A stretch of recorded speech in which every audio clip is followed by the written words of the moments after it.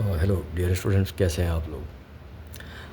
आज हम parallel plate capacitor से रिलेटेड 5 इम्पॉर्टेंट क्वेश्चंस को डिस्कस करने वाले हैं जो आपके एग्ज़ाम में रिपीट होते हैं और काफ़ी कॉन्सेप्चुअल ये क्वेश्चंस हैं। मतलब इन क्वेश्चंस को करने के बाद आप बिल्कुल इस यहाँ पे जो क्वेश्चंस बन सकते हैं आप सॉल्व कर पाएंगे। तो चलिए देखें उन 5 इम्पॉर्टेंट क्वेश्चंस को। ये मैंने यहाँ पे क्वेश्चन को नोट डाउन किया है। जो पहला क्वेश्चन मैं आपके साथ डिस्कस करने वाला हूँ डियर स्टूडेंट्स, यहाँ पे पैरेलल प्लेट कैपेसिटर है। पैरेलल प्लेट कैपेसिटर में क्या होता है, यहाँ पे आधा पार्ट, यहाँ पे जिस तरह से पैरेलल प्लेट कैपेसिटर है ना, तो आधे आधे पार्ट में 2 डाइलेक्ट्रिक को फिल किया गया है और हर डाइलेक्ट्रिक स्लैब की थिकनेस d/2 है। जहाँ d क्या है, पैरेलल प्लेट कैपेसिटर के पैरेलल प्लेट्स के बीच की डिस्टेंस है। समझ रहे हो आप। इस तरह से जब ये पैरेलल प्लेट कैपेसिटर है तो आधा में एक डाइलेक्ट्रिक डाला, बाकी हाफ में दूसरा डाइलेक्ट्रिक डाला। और अब आप समझ सकते हैं एरिया हर जगह सेम है। सेकंड केस में क्या किया गया है, जो 2 डाइलेक्ट्रिक्स को इसमें पुट किया गया है तो वो इस तरह से डाला गया है कि प्लेट एरिया आधा हो गया है कि नहीं। प्लेट सेपरेशन में कोई फ़र्क नहीं है। मतलब डाइलेक्ट्रिक स्लैब की जो विड्थ है यहाँ पे वो प्लेट्स के सेपरेशन के बराबर ही है, ठीक है। और इस तरह से आधे आधे पार्ट में डाला गया है। ये पैरेलल प्लेट कैपेसिटर को इस तरह से 2 पार्ट्स में 2 डाइलेक्ट्रिक डाला गया है।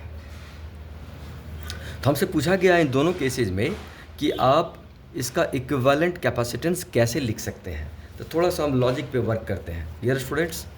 अगर आपके पास एक पैरेलल प्लेट कैपेसिटर होता है, याद करिए आपने पढ़ा है, एक पैरेलल प्लेट कैपेसिटर में नॉर्मली हमको पता है कैपेसिटेंस का फॉर्मूला क्या होता है, ε0 A/d। और इसको क्या कहते हैं, एयर फील्ड कैपेसिटर कहते हैं। एयर फील्ड कैपेसिटर, ये बेसिक बातें हमको अच्छे से पता है जब इसमें एयर होता है तो। जहाँ पे ए क्या होता है, प्लेट एरिया। प्लेट एरिया मतलब ये क्या हो, दोनों प्लेट्स ही तो होते हैं, ये दोनों प्लेट्स ही होते हैं। ए क्या होता है, प्लेट एरिया, और डी क्या होता है, दोनों प्लेट के बीच का सेपरेशन। ये फार्मूला हमको पता है, this is the formula for capacitance of a parallel plates capacitor.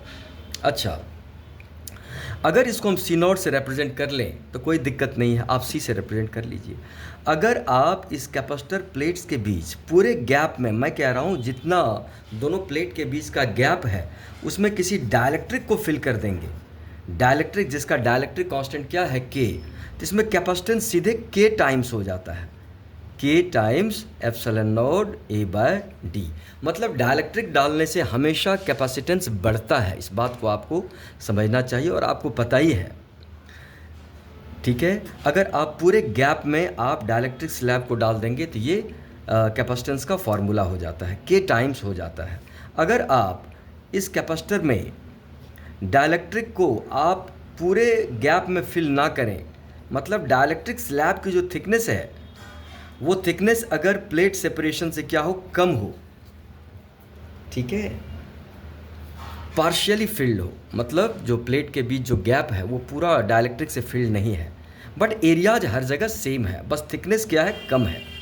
तो इस कंडीशन में आपको पता है कैपेसिटेंस का फॉर्मूला क्या होता है, ये डेरिवेशन भी है, ε0 A d-t 1-1/k। ये फार्मूला भी पढ़ा है आपने कहीं ना कहीं। अच्छा, इस फार्मूला को आप चाहेंगे तो ऐसा भी लिख सकते हैं, ε0 A d-t + t/k। तो मतलब ये सारी चीज़ें तो बिल्कुल आपको याद होनी चाहिए और ऐसे डेरिवेशन का पार्ट है ये, और फार्मूला आपको याद रखना पड़ता है। चलिए, बड़ी अच्छी बात है। उसके बाद हमने इसमें ये पढ़ा था सीरीज और पैरेलल कैपेसिटर। याद करिए, सीरीज में क्या होता है, 2 कैपेसिटर्स इस तरह से कनेक्टेड होता है। ये क्या किस में कनेक्टेड है, ए और बी के बीच सीरीज में कनेक्टेड है। सीरीज में क्या होता है, ए और बी के बीच अगर कैपेसिटर्स हैं बहुत सारे, 2 या 2 से ज़्यादा, तो क्या होता है, कोई ब्रांच नहीं होता। मतलब चार्ज जब ए से एंटर करेगा तो बी तक without any deviation, without any change जाएगा, कोई ब्रांच नहीं है करंट फ्लो करने के लिए। और पैरेलल में क्या होता है डियर स्टूडेंट्स, जब 2 कैपेसिटर पैरेलल में होते हैं तो क्या कहानी होती है, दोनों के एक एक प्लेट आपस में कनेक्टेड होते हैं और बाकी दोनों प्लेट्स भी क्या होते हैं, आपस में कनेक्टेड होते हैं। तो ये पैरेलल की कहानी होती है। तो छोटी छोटी चीज़ें आपको पता है। और चलिए इन क्वेश्चंस को हम यहाँ पे देखते हैं। तो पहले हम ए पार्ट को सॉल्व करेंगे डियर स्टूडेंट्स। क्या होगा इसका सॉल्यूशन बताइए। हम ए पार्ट को सॉल्व कर रहे हैं। इसका इक्विवेलेंट कैपेसिटेंस या आप कह देंगे इस कैपेसिटर का कैपेसिटेंस क्या होगा। तो इसमें इस तरह से हम थिंक कर सकते हैं कि अगर यहाँ पे बीच में जहाँ पे दोनों डाइलेक्ट्रिक्स अलग अलग है, यहाँ पे एक मेटल शीट हम विजुलाइज कर लें तो इसको हम दो सीरीज़ कैपेसिटर की तरह ट्रीट कर सकते हैं। ध्यान दीजिएगा, थोड़ा सा इस एनालॉजी पे ध्यान दीजिएगा डियर स्टूडेंट्स। यहाँ पे आप दावे के साथ कहेंगे ये दोनों कैपेसिटर्स ए और बी के बीच सीरीज में है। तो सीरीज में है तो यहाँ पे यह प्लेट और यह प्लेट क्या है, आपस में कनेक्टेड है। तब आप चाहेंगे तो इन दोनों प्लेट को सिंगल प्लेट से भी रिप्लेस कर सकते हैं। मतलब आप इन दो कैपेसिटर को ऐसा भी दिखा सकते हैं, ये दो कैपेसिटर हो गया, एक ये वाला और एक ये वाला। अब यह जो प्लेट है वो इन दोनों कैपेसिटर के लिए कॉमन है, मतलब यह प्लेट यहीं पे दो डिफरेंट प्लेट्स में शो किया गया है। तो आप इस अरेंजमेंट को ऐसा भी दिखा सकते हैं, ठीक है, क्योंकि आपको पता है कि भाई अगर ये कंडक्टर x वोल्ट पे हो तो x volt x volt x volt ये पूरा x वोल्ट होता है, तो ये भी क्या होगा, x वोल्ट होगा। तो उससे कोई फ़र्क नहीं पड़ता, एक कंडक्टर को आप जैसे चाहे वैसे मॉड्यूलेट कर देंगे, पोटेंशियल में कोई फ़र्क नहीं आता। तो इस अरेंजमेंट को आप ऐसे भी दिखा सकते हैं, यहाँ भी दो कैपेसिटर्स है और यहाँ भी क्या है, दो कैपेसिटर है। तो उसी तरह से इसको आप इस तरह से विजुलाइज करिए कि यहाँ बीच में एक मेटल शीट डाल दीजिए जहाँ पे सेपरेशन है दोनों डाइलेक्ट्रिक का। तो इसको कैसे विजुलाइज करेंगे आप, ध्यान दीजिएगा, इसको आप विजुलाइज करेंगे इस तरह से दो कैपेसिटर की तरह ट्रीट कर पाएंगे ए और बी के बीच। डियर स्टूडेंट्स ध्यान दो, तो यहाँ पे कौन सा डाइलेक्ट्रिक फील्ड है, K1, यहाँ पे क्या फील्ड है, K2, और इस तरह से आप इसको ट्रीट कर पाएंगे C1 और C2 मान के। यहाँ पे प्लेट सेपरेशन D/2 है, यहाँ भी प्लेट सेपरेशन D/2 है, लेकिन एरिया में कोई फ़र्क नहीं आया। तब हमारे पास दो सीरीज़ कैपेसिटर्स हो गए। अगर आप C1 की वैल्यू को लिखना चाहेंगे तो C का फार्मूला क्या होता है dear student, epsilon not A/D। तो एप्सिलॉन नॉट A/D और D के जगह क्या हो जाएगा, D/2। लेकिन डाइलेक्ट्रिक लगा दिया, डाइलेक्ट्रिक फील्ड है, तो डाइलेक्ट्रिक जब भी डालेंगे तो कैपेसिटेंस के टाइम्स होगा ही होगा। चाहे आप प्लेट सेपरेशन को बढ़ाएं घटाएं, एरिया को चेंज करें, उससे कोई दिक्कत नहीं है। लेकिन जैसे ही आप डाइलेक्ट्रिक फील कर देंगे तो कैपेसिटेंस के टाइम्स होगा। और इसको सॉल्व कर लेंगे तो क्या होगा, ये 2K1 एप्सिलॉन नॉट A/D हो जाएगा, ठीक है। और C2 को उसी तरह से क्या लिखेंगे डियर स्टूडेंट्स, C2 को क्या लिख सकते हैं, K2 एप्सिलॉन नॉट A/D/2। यहाँ पे भी क्या होगा, 2 बाहर आ जाएगा और ये क्या होगा, K2 एप्सिलॉन नॉट A/D। तो ये आप समझ पा रहे हैं कि हमारे पास दो डिफरेंट कैपेसिटर्स मिले। अब मैं कह रहा हूँ कि अगर ओरिजिनल कैपेसिटर के लिए, इसको सिंप्लीफाई करने के लिए आसान तरीका है, जो ओरिजिनल कैपेसिटर आपका था, जो पूरी तरह से क्या था dear students, air field capacitor था, जिसके बीच की सेपरेशन D थी, एरिया A था, ये पूरा कैपेसिटर मैं कह रहा हूँ जब आपने डाइलेक्ट्रिक नहीं डाला था। तो डियर स्टूडेंट्स उस समय आप कैपेसिटेंस को चाहेंगे तो C से रिप्रेजेंट कर सकते थे, एप्सिलॉन नॉट A/D। तो इसके टर्म में देखिए C1 क्या बन गया, C1 बन जाएगा, क्या बन जाएगा C1, बोलिए 2KC। ध्यान देंगे 2K1C। और C2 क्या होगा डियर स्टूडेंट्स, 2K2C। और C1 C2 क्या है, सीरीज में है, तो लगा दीजिए फॉर्मूला, क्या होता है सीरीज में, 1/C equivalent is equal to 1/C1 plus 1/C2। और इसको आप सॉल्व कर लेंगे तो C इक्विवेलेंट क्या होता है, चलिए आप डायरेक्ट वैल्यू डाल दीजिए, क्या होगा यहाँ पे 1/C1 आप पुट करेंगे तो यहाँ पे क्या बनेगा, ये 1/2K1C, और ये क्या होगा 1/2K2C। और इसको आप सॉल्व कर लीजिए, 1/2C कॉमन ले लीजिए और यहाँ पे क्या होगा 1/K1 प्लस 1/K2। इस तरह से आपने निकाल लिया और सॉल्व कर देंगे इसको थोड़ा सा, तो क्या होगा K1 प्लस K2 अपॉन क्या 2C K1 K2। और यहाँ पे पलटना भी पड़ेगा आपको, तो C इक्विवेलेंट कितना हो जाएगा, 2C K1 K2 upon K1 plus K2, where C के जगह क्या डालेंगे, एप्सिलॉन नॉट A/D। तो ये कहीं ना कहीं आपका आंसर हो जाता है। तो आपको समझ में आ रहा किस तरह से अगर ये दिया तो इसको कैसे विजुलाइज करेंगे दो सीरीज कैपेसिटर के तरह। तो बाकी सारी चीज़ें तो आप समझ रहे हैं, तो इसको आप समझने की कोशिश करिए, इसको याद रखिए कि भाई किस तरह से इसको दो डिफरेंट कैपेसिटर की तरह हम ट्रीट कर सकते हैं। चलिए, तो एक ही कहानी खत्म हुई, हम क्वेश्चन B की बात करते हैं।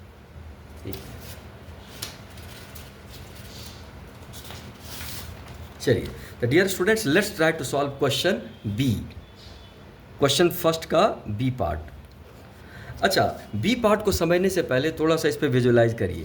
जैसे अगर हम कह देते हैं कि यह क्या एक पैरेलल प्लेट कैपेसिटर है, डियर स्टूडेंट्स ध्यान दीजिएगा, तो पैरेलल प्लेट कैपेसिटर है ये, और हमको इक्विवेलेंट ए और बी के बीच निकालना। इक्विवेलेंट का मतलब आप यहीं पे बैटरी को भी कनेक्ट करेंगे, ये एक सिंगल कैपेसिटर है। मैं कह रहा हूँ कि इस कैपेसिटर को आप यहाँ से कट कर दीजिए, प्लेट को आधा आधा डिवाइड कर दीजिए और सेपरेट करके फिर से ए और बी से कनेक्ट कर दीजिए। मतलब मैं कह रहा हूँ इसको आप इस तरह से दो पार्ट में डिवाइड करके आपस में फिर से ए से कनेक्ट कर दीजिए। तो इन दोनों अरेंजमेंट में कोई फ़र्क नहीं है,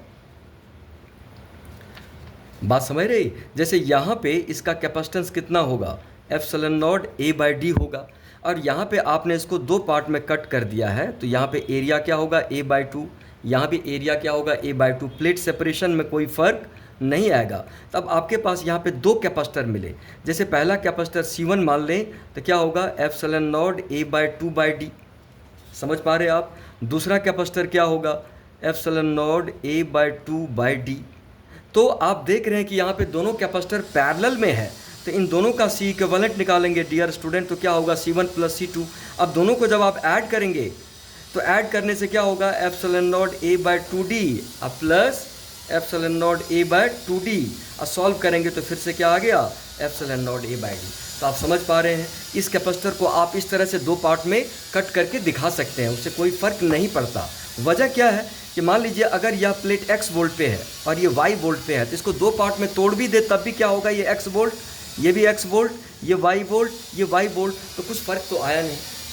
तो आप इसको चाहेंगे तो n पार्ट्स में भी तोड़ के और ऊपर के सारे पार्ट्स को a से और नीचे के सारे पार्ट्स को b से कनेक्ट कर सकते।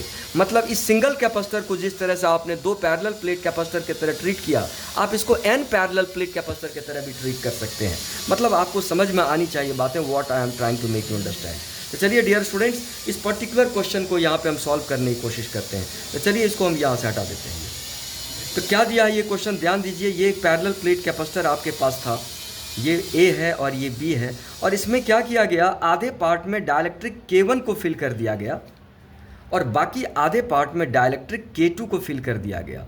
यहाँ पे क्या हो गया, केवल प्लेट एरिया आधा आधा हो गया। लेकिन डियर स्टूडेंट, प्लेट सेपरेशन दोनों केस में क्या है, सेम है, इधर भी D है इधर भी D है। आप समझ पा रहे हैं। तो जिस तरह से अभी आपने इसको दो पैरेलल प्लेट कैपेसिटर के रूप में कन्वर्ट किया था, यहाँ पे भी इसको आप दो पैरेलल प्लेट कैपेसिटर की तरह ट्रीट करिए, एक ये वाला कैपेसिटर और एक ये वाला कैपेसिटर। और किस तरह से कनेक्शन हो जाएगा, ऐसा कनेक्शन हो जाएगा। आप समझ पा रहे हैं, ये पॉइंट हो गया A और ये पॉइंट हो गया B। डियर स्टूडेंट्स, यहाँ पे क्या लगा है डाइलेक्ट्रिक K1, यहाँ पे क्या लगा है K2, ये हो गया C1, इसको मान लिया C2। तो चलिए बताइए C1 C2 के क्या वैल्यूज होंगे। C1 हो जाएगा यहाँ पे K1 epsilon naught A by two by D, क्योंकि एरिया हाफ हो गया, देख पा रहे हैं आप, प्लेट एरिया हाफ है दोनों में। ओरिजिनल प्लेट एरिया के रेस्पेक्ट में प्लेट एरिया क्या हो गया, यहाँ पे हाफ हो गया, सेपरेशन सेम है। और डियर स्टूडेंट, C2 क्या होगा, K2 epsilon naught A by two by D, क्योंकि डाइलेक्ट्रिक जब भी डालेंगे तो K टाइम्स होगा। यहाँ प्लेट एरिया हाफ था, प्रीवियस क्वेश्चन में आपने डिस्टेंस को हाफ किया था। तो यहाँ पे दोनों कैपेसिटर पैरेलल में है, तो बताइए C इक्विवेलेंट निकालेंगे तो क्या होगा dear student, C1 plus C2 हो जाएगा। और आराम से सॉल्व कर दीजिए। C1 क्या था, K1 times epsilon naught A by two D, और ये क्या हो गया K2 times epsilon naught A by two D. और सॉल्व कर देंगे इसको तो आप साफ साफ देख रहे हैं, epsilon naught A by two D common ले लें और ये क्या होगा K1 प्लस K2। अगर ओरिजिनल कैपेसिटर को आप C मानते तो C क्या होता है, epsilon naught A by D. तो इसको आप ऐसा भी लिख सकते थे, C by two K1 plus K2 भी लिख सकते थे। आप C इक्विवेलेंट को ऐसा भी लिख सकते, ऐसा भी लिख सकते हैं। तो मुझे लगता है ये पूरी बात आपको समझ में आई, कोई दिक्कत नहीं है। चलिए इसी ब्याह पे थोड़ा सा आपका और रिवीजन मैं करवाता हूँ। आइए इधर। डियर स्टूडेंट्स, मैं कह रहा हूँ कि मान लीजिए अगर इस तरह से आपके पास कंडीशन दिया होता कि भाई यहाँ पे एक पैरेलल प्लेट कैपेसिटर है, प्लेट एरिया A है और डिस्टेंस D है, लेकिन इसको आपने 3 पार्ट्स में डाइलेक्ट्रिक को डाला है, ठीक है। यहाँ पे डाइलेक्ट्रिक क्या डाल दिया, K1, यहाँ पे क्या है K2, और यहाँ पे क्या डाल दिया, K3। ध्यान समझिएगा। तो अब बताइए क्या होगा, इसको कितने पैरेलल प्लेट कैपेसिटर की तरह ट्रीट करेंगे आप। तो यहाँ पे क्या होगा, 3 पैरेलल प्लेट कैपेसिटर की तरह कनेक्टेड हो जाएगा। ध्यान दीजिए, एक ये और एक ये, और इस तरह से आप इसको क्या करेंगे, कनेक्ट कर देंगे, ये ए से, और इधर भी इनका कनेक्शन किससे लेंगे आप, इधर बी से कनेक्ट कर देंगे। तो 3 पैरेलल प्लेट कैपेसिटर बन जाएगा, K1, K2 और K3। अगर मान लीजिए कि 1/3 गैप में डाइलेक्ट्रिक को डाला है, तो ये प्लेट एरिया कितना होगा, A/3, ये भी क्या होगा, A/3, ये भी क्या हो जाएगा, A/3। तो यहाँ पे बताइए C1 क्या होगा, K1 times epsilon naught A/3D। Dear student, C2 क्या होगा, K2 times epsilon naught A/3D। C3 क्या होगा, K3 times epsilon naught A/3D। और C इक्विवेलेंट क्या होगा, C1 plus C2 plus C3। तो आप इन बातों को, आइडियाज़ को आप समझ पा रहे हैं क्या मैं कहना चाह रहा हूँ। उसी तरह से डियर स्टूडेंट, ये भी आप समझिए कि अगर आपके पास ऐसा दिया होता सिचुएशन, मैं चाह रहा हूँ जिससे आपके पूरे कॉन्सेप्ट क्लियर हो जाए। डियर स्टूडेंट्स, मान लीजिए ये पैरेलल प्लेट कैपेसिटर है, और इस तरह से इसको 3 गैप में हम डाइलेक्ट्रिक को डालते, इसमें क्या डाल देते, K1, इसमें क्या डाल देते, K2, और इसमें क्या डालते, K3, और आपको दिया है भाई D/3, ये भी क्या है D/3, और ये भी क्या है D/3। 1/3 गैप में डाल दिया डाइलेक्ट्रिक, और पूरा का पूरा सेपरेशन D है, प्लेट एरिया यहाँ पे A है। तब आप क्या देखेंगे, यहाँ पे 3 कैपेसिटर बन जाएगा, तीनों सीरीज में होगा। और कैसे इसको विजुलाइज करेंगे, एक कैपेसिटर ये हो गया, दूसरा वाला ये हो गया, तीसरा वाला ये हो गया। आप समझ पा रहे, A और B के बीच ये 3 कैपेसिटर्स हो जाएंगे, किसमें, सीरीज में। डियर स्टूडेंट, जहाँ पे C1 की वैल्यू क्या होगा, K1 times epsilon not A/D/3, क्योंकि यहाँ पे प्लेट सेपरेशन सब में D/3 हुआ।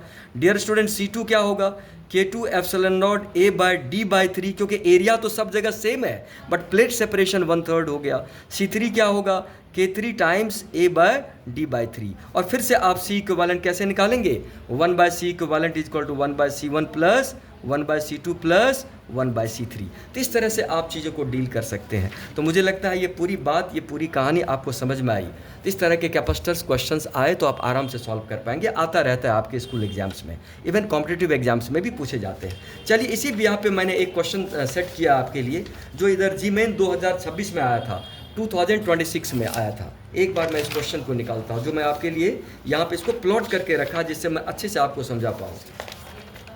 डियर स्टूडेंट्स, इस क्वेश्चन को ध्यान से पढ़िए और देखिए क्या है ये। इसको मैं एक बार रिड्रॉ करके भी समझाऊंगा, जिससे आपके कॉन्सेप्ट पूरी तरह से क्लियर हो। तब आप देखिए यहाँ पे भी क्या दिया है, एक पैरेलल प्लेट कैपेसिटर दिया है, देख पा रहे हैं आप। अच्छा, ये पैरेलल प्लेट कैपेसिटर में ये 2 प्लेट था, ये प्लेट एरिया ये वाला था, ये वाला प्लेट था। तो क्या किया, आधे पार्ट में, आधे गैप में तो डाइलेक्ट्रिक K1 फिल कर दिया, लेकिन बाकी जो आधा है उसको भी 2 हाफ, डिफरेंट हाफ्स में डिवाइड किया गया है। समझ रहे आप, इसमें तो डाल दिया है K1, और ये जो आधा पार्ट था इसमें, इसके आधे में K2 और आधे में K3 डाल दिया गया है। एरिया A/2 हो गया। Original plate separation, dear students, original plate separation आपको क्या दिया है, D दिया है। अब यहाँ पे जो डाइलेक्ट्रिक्स डाले गए हैं, यहाँ पे जो डाइलेक्ट्रिक्स डाले गए हैं, वो डाइलेक्ट्रिक्स इस तरह से K1, K2, K3 है। और dear student, K1, K2, K3 के वैल्यूज भी आपको क्या किए, दिया गया है। आपको K1 दिया है 2, K2 दिया है 3 और K3 दिया है 5। जरा गौर करेंगे तो एक बार क्वेश्चन को रीड करता हूँ। अ parallel plate capacitor has capacitance C without any dielectric, मतलब अगर पूरे गैप में अगर एयर फील्ड होता तब इसका कैपेसिटेंस C था, जब तक आपने किसी डाइलेक्ट्रिक को नहीं डाला था। और कह रहा है कि जब आपने डाइलेक्ट्रिक को डाला तब जो नेट कैपेसिटेंस इसका हो जाता है पूरे नेटवर्क का, वो N/3C होता है। C क्या था, ओरिजिनल कैपेसिटेंस था जब कोई डाइलेक्ट्रिक नहीं था। और कह रहे हैं कि अगर इसका इक्विवेलेंट NC/3 हो तो बताइए N की वैल्यू क्या होगी। आप समझ पा रहे हैं ये? तो क्या करना, उसी तरह से हमको विजुलाइज करके C इक्विवेलेंट निकालना है और इससे कंपेयर कर देना और N की वैल्यू आ जाएगा। ये GMain 2026 का क्वेश्चन है। तो बस थोड़ा सा मैं आपको हिंट दूंगा, या आपको ही करके देखना, आंसर चेक करना है। डियर स्टूडेंट, यहाँ आंसर मैं लिख दिया हूँ, N की वैल्यू 8 है, जिससे आप फटाक से इसको कर पाएँ। तो चलिए थोड़ा सा रिड्रॉ करके मैं बताता हूँ, और ये आपके लिए होमवर्क रहेगा कि आप इसको क्लास के बाद इसको सॉल्व करेंगे। तो चलिए इसको मैं एक बार रिड्रॉ करता हूँ यहाँ पे, जिससे चलिए यहीं पे इसको मैं रिड्रॉ करके बता रहा हूँ। डियर स्टूडेंट, कैसे रिड्रॉ करेंगे, तो मैंने कहा था कि यहाँ पे एक मेटल शीट विजुलाइज करिए, यहाँ पे भी एक मेटल शीट विजुलाइज करिए। इसको रिड्रॉ करने का बेस्ट तरीका है, ध्यान दीजिएगा, इसको रिड्रॉ कर रहे हैं। तो रिड्रॉ इस तरह से करेंगे, मान लीजिए इस एंड को आप ए मान लेते हैं और इस एंड को बी, जिसके अक्रॉस आपको इक्विवेलेंट चाहिए। तो चलिए इसको ए बना देते हैं और यहाँ पे बी बना देते हैं। डियर स्टूडेंट, ये कैपेसिटर तो आपको दिख ही रहा, आधे आधे पार्ट में जो डाइलेक्ट्रिक K1 फील्ड है, इसको मैं यहाँ बना दे रहा हूँ। ये आपका एक कैपेसिटर हो गया जिसके पूरे गैप में डाइलेक्ट्रिक K1 फील्ड है, जिसमें प्लेट एरिया ए है और डियर स्टूडेंट प्लेट सेपरेशन क्या है, d/2 है। लेकिन बाकी ये जो आधे गैप को भी दो पार्ट में डिवाइड कर दिया, इसको हम ऐसे विजुलाइज कर सकते हैं। क्या आप इसको समझ पा रहे हैं? इसको रफली मैं यहाँ ड्रॉ कर रहा हूँ डियर स्टूडेंट, आप समझना बस। ये देखिए, क्यों? क्योंकि अगर आप इस कैपेसिटर की बात करें, मतलब यहाँ पे जो दो डाइलेक्ट्रिक K2 और K3 है, इनके कैपेसिटेंस की बात करें तो देखेंगे, अगर एक मेटल शीट यहाँ पे विजुलाइज करेंगे आप, तो देखेंगे कि ये दोनों शीट आपस में कनेक्टेड है। यहाँ पे भी ये दोनों शीट आपस में कनेक्टेड है बी से। तो आप इसको इस तरह से मानेंगे, ये एक कैपेसिटर हो जाएगा, ये दो कैपेसिटर होगा जो एक साथ पैरेलल में कनेक्टेड है, क्योंकि इसके दोनों एंड आपस में मिले हुए हैं। यहाँ पे भी दोनों एंड बी से कनेक्टेड है। ये जो दोनों कैपेसिटर बनेगा K2 K3 जो आप देख रहे हैं, वो तो आपस में यहाँ पे कनेक्टेड है ही, इनके दोनों एंड्स में बी से कनेक्टेड है। तो ऐसे ही तो दिखाएंगे। ये इस कैपेसिटर को आप मान सकते हैं C1, इसको मान सकते हैं C2, इसको क्या मान सकते हैं C3। डियर स्टूडेंट्स, एक बार C1 C2 C3 के वैल्यूज़ को मैं यहाँ पे लिख दे रहा हूँ। अब आप समझ पा रहे हैं कि कितने कैपेसिटर्स बने, 1 2 3, ये दोनों पैरेलल में और ये इसके साथ सीरीज में। डियर स्टूडेंट, C1 का क्या फॉर्मूला होगा? तो इसमें तो डाइलेक्ट्रिक K1 है, तो क्या होगा C1 का formula? K1 times epsilon naught A by क्या, d/2। इसको सॉल्व कर देंगे आप तो क्या होगा, 2K1 times epsilon naught A by d। आप समझ पा रहे हैं क्या हो रहा है? और इसको चाहेंगे आप तो 2K1C भी लिख सकते हैं, जहाँ पे C क्या था, ओरिजिनल कैपेसिटेंस था, epsilon naught A by d, जब आप पूरे गैप में कहीं कोई डाइलेक्ट्रिक आपने नहीं डाला था। आप समझ पा रहे हैं ये? चलिए, बड़ी अच्छी बात है। C के टर्म में ही हमारा आंसर भी है, तो C के टर्म में कन्वर्ट कर दिया।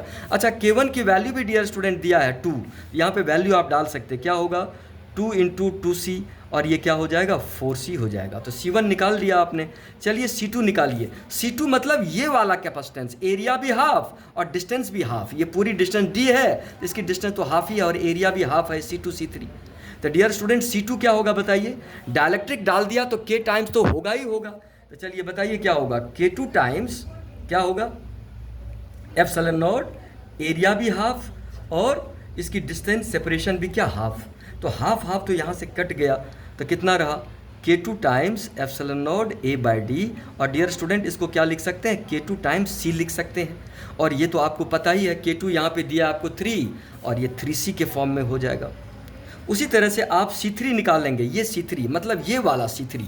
तो देख रहे हैं आपके एरिया तो आधा हो ही गया, सेपरेशन भी हाफ है। तो क्या होगा यहाँ पे, K3 times epsilon naught A by 2 by d/2। समझ पा रहे हैं अच्छे से आप ये? तो इसको हम कैसे लिख पाएंगे, K3 times epsilon naught A by d। और डियर स्टूडेंट, ये K3 कितना दिया, यहाँ पे 5 दिया है, तो ये क्या होगा, 5 टाइम्स C हो जाएगा। तब आप देख रहे हैं कि आपके पास किस तरह का अरेंजमेंट आया। तो क्या करेंगे आप यहाँ पे, क्या करेंगे, ये देखिए आप, C2 C3 क्या है, पैरेलल में है। C2 and C3 are in parallel. तो C2 C3 पैरेलल में है, तो इसका इक्विवेलेंट क्या होगा बताइए, C2 प्लस C3, यही तो होगा डियर स्टूडेंट। और C2 और C3 अभी आपने निकाला है, 3C और 5C। तो क्या होगा ये, 3C प्लस 5C, और ये कितना हो जाएगा, 8C हो जाएगा। तो इक्विवेलेंट सर्किट डायग्राम कैसा बनेगा, इक्विवेलेंट डायग्राम बहुत इंपॉर्टेंट है।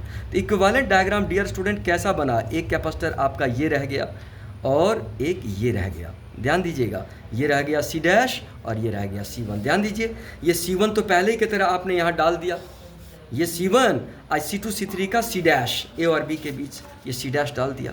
ये कहानी पूरी तरह समझ में आई आपको। C2 और C3 का इक्विवेलेंट C' यहाँ डाल दिया, अब ये पूरा सीरीज हो गया।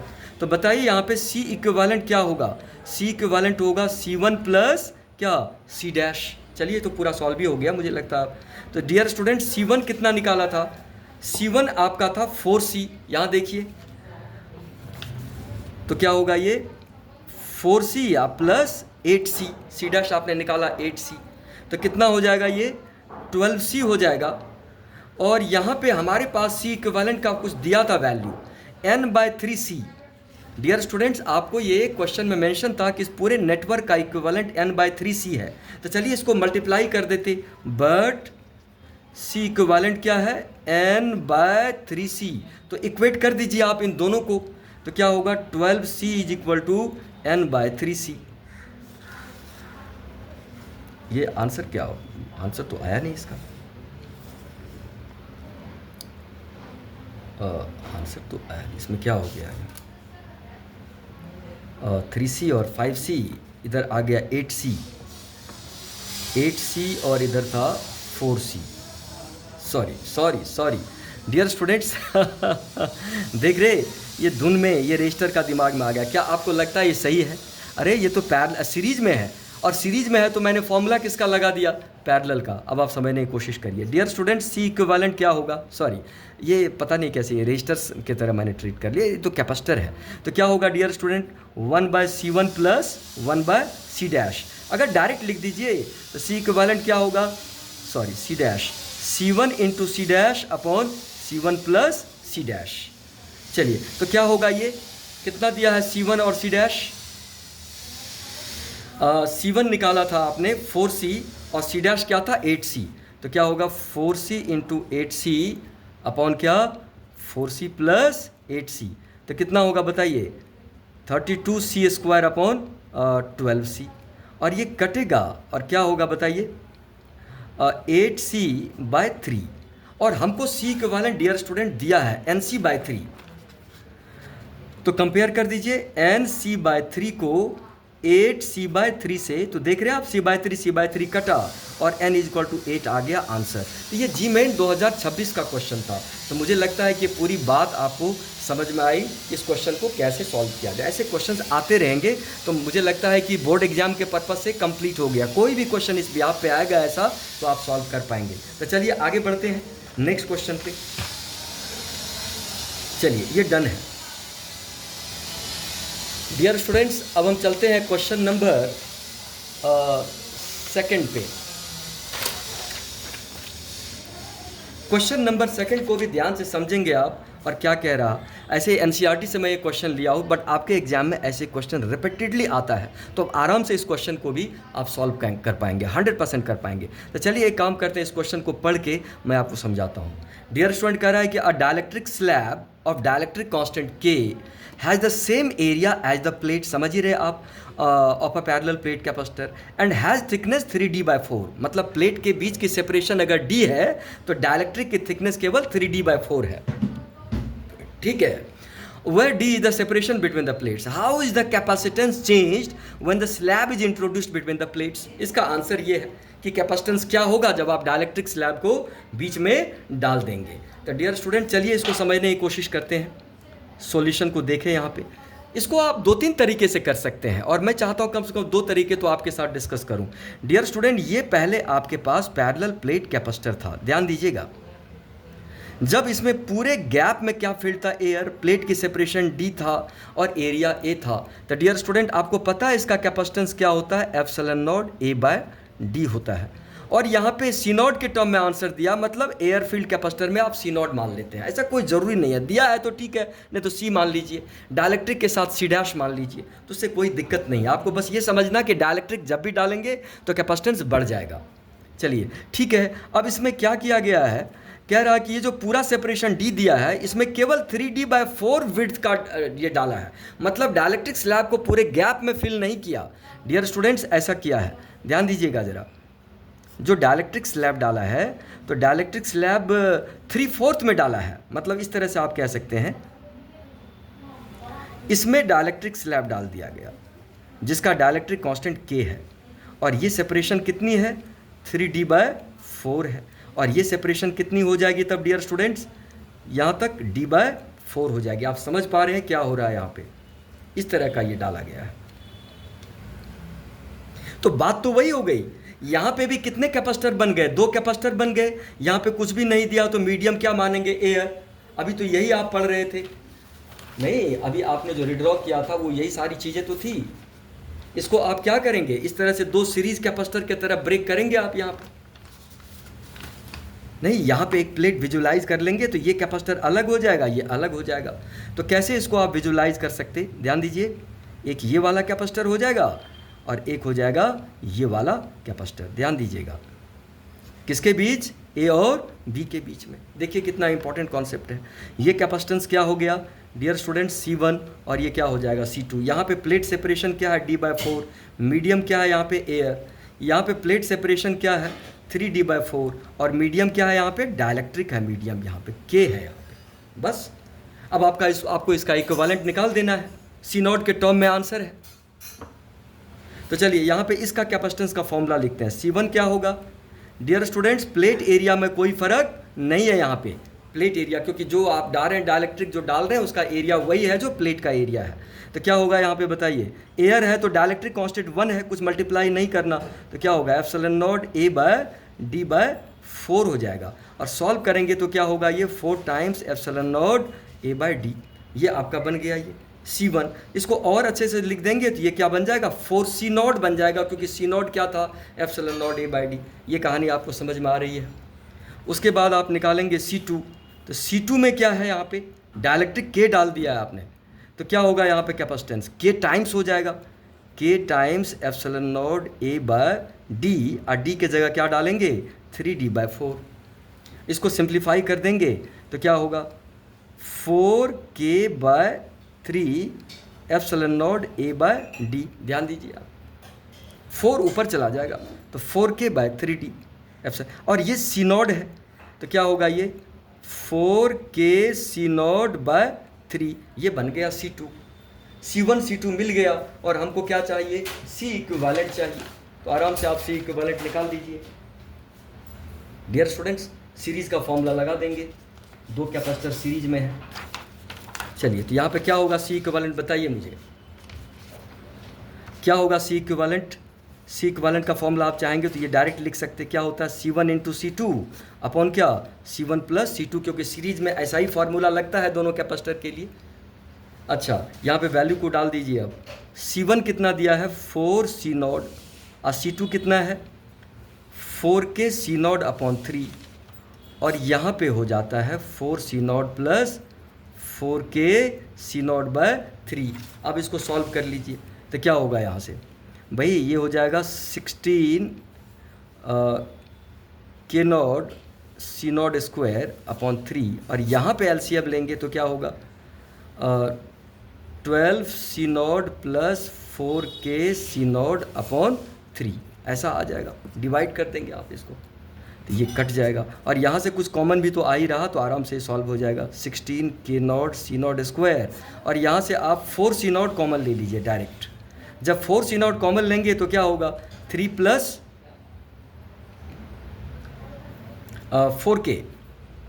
4K, ठीक है, 4K, 4 तो कॉमन आ गया, सॉरी, 3 + K, ठीक है। तो यहाँ से ये कैंसिल हो रहा, C0 और एक फैक्टर कट जाएगा यहाँ से, 4 4 = 16। तो डियर स्टूडेंट्स कितना मिला ये, 4 K0 C0/K + 3। तो मेरे ख्याल से ये आंसर हो गया इसका। 4 K0 लिखने की आवश्यकता नहीं है, K0 तो K है, K0 क्यों लिखेंगे, डाइलेक्ट्रिक कांस्टेंट तो K है। तो डियर स्टूडेंट आंसर क्या होगा, 4K C0/K + 3, ऐसा आंसर आता है। तो आप समझ पा रहे हैं इस क्वेश्चन को कैसे सॉल्व किया जाता है। इस क्वेश्चन को हम दूसरे तरीके से भी सॉल्व कर सकते हैं। कैसे, ये देखिए आप, दूसरा तरीका इसका देखिए आप डियर स्टूडेंट। दूसरा तरीका क्या हो सकता है, इधर देखिए, क्या था हमारे पास कैपेसिटर, ये एक पैरेलल प्लेट कैपेसिटर था जिसमें 3/4 में डाइलेक्ट्रिक फील्ड कर दिया गया था कि ये विड्थ कितनी थी, 3D/4, और ये विड्थ कितनी थी, D/4। तो डियर स्टूडेंट ये तो पार्शियली फिल्ड कैपेसिटर है, जो डाइलेक्ट्रिक से पार्शियली फिल्ड हुआ है। तो हमारे पास C का फॉर्मूला भी होता है ε0 A/D - T 1 - 1/K, ये फार्मूला भी तो पढ़ा है आपने। यहाँ से डायरेक्टली आप डाल दीजिए वैल्यू। यहाँ पे T कितना दिया है, 3D/4, बस T को 3D/4 पुट करना है तो क्या होगा, D - 3D/4 1 - 1/K, ऐसा सॉल्व कर दीजिए। इसमें क्या बन जाएगा बताइए, ε0 A, और यहाँ से आप D कॉमन ले लीजिए तो डी जब कॉमन ले लेंगे तो क्या होगा 1 माइनस 3/4 अब प्लस 3/4k हो जाएगा। मैंने डायरेक्टली मल्टीप्लाई कर दिया इसको, तो क्या होगा ये एप्सिलॉन नॉट ए डी इधर आ गया और ये हो गया कितना 1/4 प्लस 3/4k। डियर स्टूडेंट्स यहाँ पे एलसीएम ले लेंगे आप इसमें, तो क्या होगा यहाँ पे epsilon naught A by D, इधर 4k का और 4 का एलसीएम 4k आएगा, तो देख रहे हैं आप सिंपली ऊपर k प्लस 3 हो जाएगा, ये 4k ऊपर शिफ्ट होगा, तो क्या होगा बताइए 4k epsilon naught A by D और क्या k प्लस 3 और epsilon naught A by D क्या c है, तो क्या हो गया 4k c नॉट अपॉन क्या k प्लस 3, आंसर आ गया। तो आप इस तरह से भी इसको सॉल्व कर सकते हैं।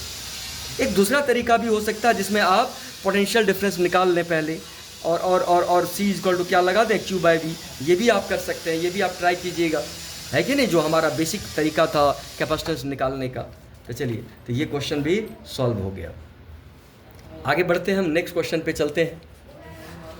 मुझे लगता है क्वेश्चन 3 है अब।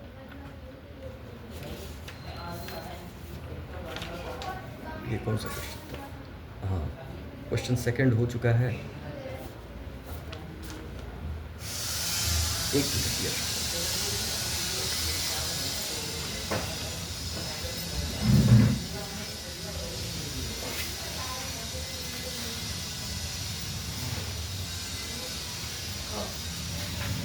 चलिए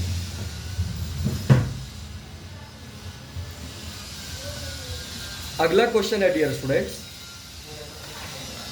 कि बड़ा ही इंपॉर्टेंट कॉन्सेप्ट है और आपके साथ मैं डिस्कस करना चाहूँगा। ये क्वेश्चन आप ध्यान से समझिए, इसको क्या कह रहा है, पढ़िए इसको और समझिए।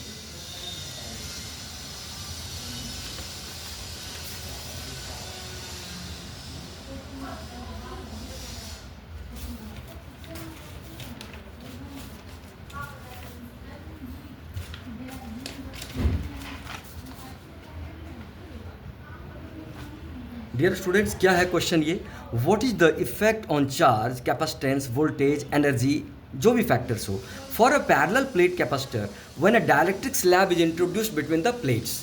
Dielectric slab is introduced between the plates, और दो केसेज है, जो पहले केस में बैटरी कनेक्टेड ही है कैपेसिटर से, और दूसरा केस है कि पहले आपने बैटरी को डिस्कनेक्ट कर दिया and then the slab is introduced. आप समझ पा रहे हैं दोनों स्थिति को? तो चलिए इसको समझने की हम कोशिश करते हैं। आपसे पूछा गया है, ध्यान दीजिएगा, इसको मैं थोड़ा सा क्लियर करता हूं कि भाई हमारे पास एक पैरेलल प्लेट कैपेसिटर है और ये बैटरी से कनेक्टेड है, तो क्या होगा, कैपेसिटर फुल्ली चार्ज हो जाता है। पता है आपको, जब कैपेसिटर फुल्ली चार्ज हो जाता है तो क्या होता है, ये पूरी वोल्टेज कैपेसिटर प्लेट के बीच आ जाती है और सर्किट में करंट की वैल्यू क्या हो जाता है, 0। और इस प्रोसेस को होने में 1 सेकंड से भी कम का समय लगता है। स्विच ऑन करते हैं और कैपेसिटर फुल्ली चार्ज हो जाता है। तो आपको बेसिक बातें तो पता है, क्या क्या पता है भाई, Q is equal to CV होता है, charge is equal to capacitance into potential difference. Energy stored का फॉर्मूला क्या होता है डियर स्टूडेंट, हाफ CV², है कि नहीं। पोटेंशियल डिफरेंस का फॉर्मूला क्या होता है, इलेक्ट्रिक फील्ड इनटू डिस्टेंस, क्योंकि जैसे ही आप इसको बैटरी से कनेक्ट करते हैं इसके अंदर क्या प्रोड्यूस होती है, इलेक्ट्रिक फील्ड प्रोड्यूस होती है। सेपरेशन D है, प्लेट एरिया A है, तो ये सारी चीज़ें तो आपने स्टडी किया है। अब कह रहा है कि एक सिंपली चार्ज कैपेसिटर से है और इसमें 2 बातें हुई है। पहला जो केस है उसमें क्या कह रहा है कि इस बैटरी को हम कनेक्टेड ही रखें और इसके अंदर एक पूरे गैप में डाइलेक्ट्रिक स्लैब डाल दें, ठीक है। तो आपको बताना है कि चार्ज पे क्या असर होगा जो ये स्टोर कर रहा, इसके अंदर जो वोल्टेज है इसकी उस पर क्या असर होगा, एनर्जी स्टोर्ड पे क्या असर होगा, कैपेसिटेंस पे क्या असर होगा। पहला केस ये था। दूसरे केस में क्या किया आपने, बैटरी को डिस्कनेक्ट करने के बाद डाइलेक्ट्रिक स्लैब डाला। तो चलिए 1 बाय 1 इन दोनों केसेस को हम डियर स्टूडेंट्स समझते हैं। यहाँ पे ध्यान दीजिएगा, तो क्या है पहला केस, आइए इधर। पहला केस में क्या था कि हमने पहले इस कैपेसिटर को फुल्ली चार्ज कर दिया और तब जाकर के इस पूरे गैप में डियर स्टूडेंट क्या डाल दिया, डाइलेक्ट्रिक स्लैब डाल दिया। ध्यान दीजिएगा यहाँ पे, तब जाके आपने पूरे गैप में डाइलेक्ट्रिक स्लैब डाल दिया। बैटरी को पहले कैपेसिटर को चार्ज करके बैटरी को डिस्कनेक्ट किया हुआ है। तो इस प्रोसेस में क्या होगा, जरा इन दोनों बातों को देखिए। अभी जितना चार्ज है और आप बैटरी को डिस्कनेक्ट करके डाइलेक्ट्रिक डालेंगे तो चार्ज फिक्स्ड हो जाएगा यहाँ पे, क्योंकि चार्ज कौन सप्लाई करता है? बैटरी। अब जब आप इसको डिस्कनेक्ट करके डाइलेक्ट्रिक डालेंगे तो जो चार्ज इस पे पहले होगा वो चार्ज क्या रह जाएगा? वही रहेगा, अभी भी चार्ज में कोई फर्क नहीं होगा। मतलब यहाँ पे क्या केस है, एक बार लिख भी दो, बहुत इंपॉर्टेंट है। व्हेन द क्या battery is disconnected and then dielectric slab is introduced. Dielectric slab is introduced. तो चलिए डियर स्टूडेंट, यहाँ पे क्या खास बात होती है? Here charge on the capacitor क्या रहेगा? फिक्स्ड रहेगा। Charge on the capacitor will remain fixed. Charge on the capacitor will remain fixed. Remain fixed. Charge पे कोई असर नहीं आएगा। पहली बात तो आप समझ रहे हैं इस पर्टिकुलर केस की, पहली बात यहाँ पे आ गई कि चार्ज पे असर नहीं होगा। डियर स्टूडेंट, हम बात करते हैं कैपेसिटेंस का। तो कैपेसिटेंस क्या होगा? जैसे ही आप डाइलेक्ट्रिक डालेंगे तो कैपेसिटेंस क्या होगा? के टाइम्स तो होना ही होना है। जहाँ पे सी नॉट क्या है? एयर फील्ड कैपेसिटर है, epsilon naught A by D है। कैपेसिटर तो के टाइम्स होगा ही, और आपको पता है कि के हमेशा 1 से बड़ा है तो सी हमेशा क्या होगा? सी नॉट से बड़ा होगा। So capacitor gets K times. चलिए तीसरी बात, हम बात करेंगे चार्ज पे। तो dear student, Q is equal to क्या होता है? C V. तो पहले सी क्या था? पहले सी नॉट था, तो अब क्या हो गया? सी के टाइम्स हो गया। ठीक है, और वोल्टेज पे क्या असर पड़ेगा? तो डियर स्टूडेंट, वोल्टेज क्या होगा यहाँ पे देखना। तो वोल्टेज यहाँ पे निश्चित रूप से फिक्स्ड नहीं रहेगा। क्यों नहीं रहेगा फिक्स्ड? क्योंकि इस पर्टिकुलर केस में आपने बैटरी को हटा दिया है। ध्यान दीजिएगा जरा। सी के टाइम्स हो गया, लेकिन वोल्टेज भी यहाँ पे क्या होगी? डिक्रीज होगी। तो डियर स्टूडेंट, कैसे डिक्रीज होगी इसको डी पार्ट में मैं दिखा रहा हूँ। एक बात बताएं, V इज इक्वल टू क्या होता है? ये तो ऐसे यहीं से आ जाएगा ना, ये V is equal to Q by C होता है। तो चार्ज फिक्स्ड रह गया और कैपेसिटेंस क्या हो गया डियर स्टूडेंट? के टाइम्स।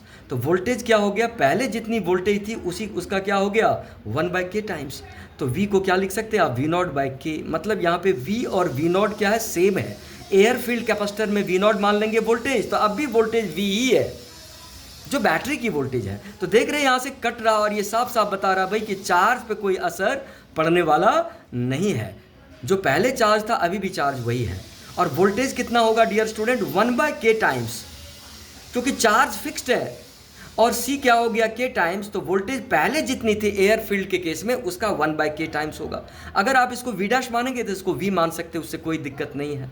चलिए अब हम बात करते हैं एनर्जी स्टोर्ड का। डियर स्टूडेंट, एनर्जी स्टोर्ड के लिए क्या लगा सकते? Formula half C V square लगा सकते।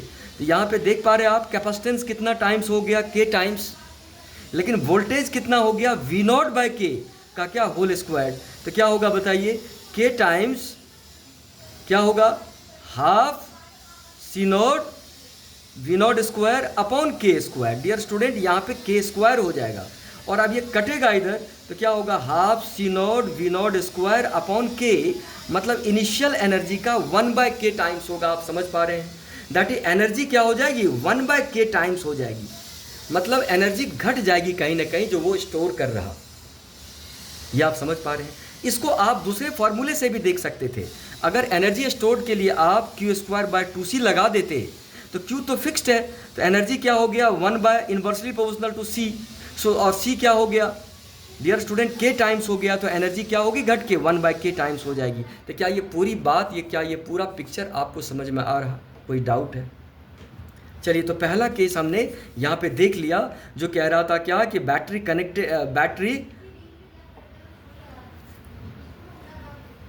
हमने ये डियर स्टूडेंट कौन सा केस सॉल्व कर लिया? बैटरी को डिस्कनेक्ट करके। समझ पा रहे हैं आप? ये बैटरी को हमने, ये दूसरा केस हमने शायद यहाँ पे लिख दिया। बैटरी को पहले क्या कर दिया? डिस्कनेक्ट कर दिया, और तब आपने डाइलेक्ट्रिक स्लैब इंट्रोड्यूस किया, क्योंकि बैटरी को डिस्कनेक्ट कर देंगे तो ये सारी कहानी होगी। चलिए पहला केस अब डिस्कस करते हैं।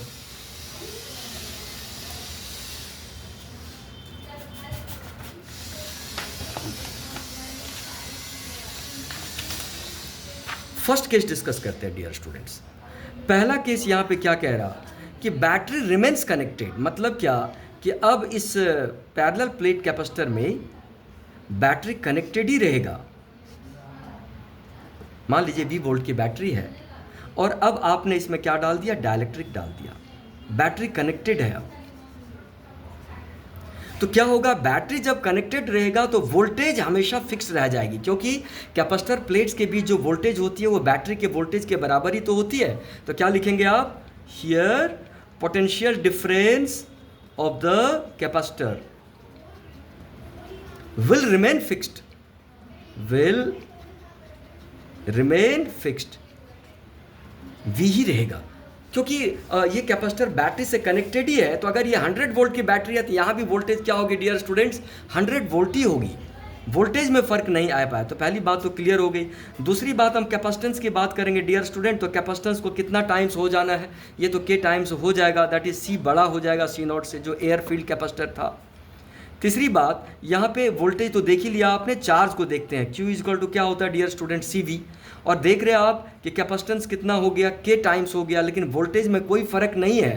तो क्या लिखेंगे आप, ये Q नॉट के बराबर ही हो जाएगा। मतलब एयर फील्ड कैपेसिटर में जितना चार्ज था, अब जो चार्ज होगा वो पहले के चार्ज का कितना टाइम्स होगा, K times, that is Q is equal to K times Q naught, that is क्या होगा, Q बड़ा होगा Q नॉट से। ऐसे भी आप चेक करिए, वोल्टेज को क्या लिखेंगे आप, Q बाई C, यहाँ पे C क्या हो गया, K टाइम्स।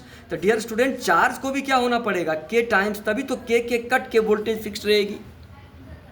नहीं, अगर C K टाइम्स तो चार्ज भी K टाइम्स, तभी तो K के कट के वोल्टेज फिक्स रहेगी, क्योंकि इस पर्टिकुलर केस में वोल्टेज को फिक्स रहना। चलिए देखिए, एनर्जी स्टोर्ड की बात करें तो क्या लेंगे energy stored, half CV square. Dear student capacitance तो यहाँ पे K टाइम्स हो गया ओरिजिनल का, और वोल्टेज वही है पहले ही वाला। नहीं तो क्या होगा, ये K times half C not V square, मतलब क्या, K टाइम्स U नॉट, मतलब energy stored is K times.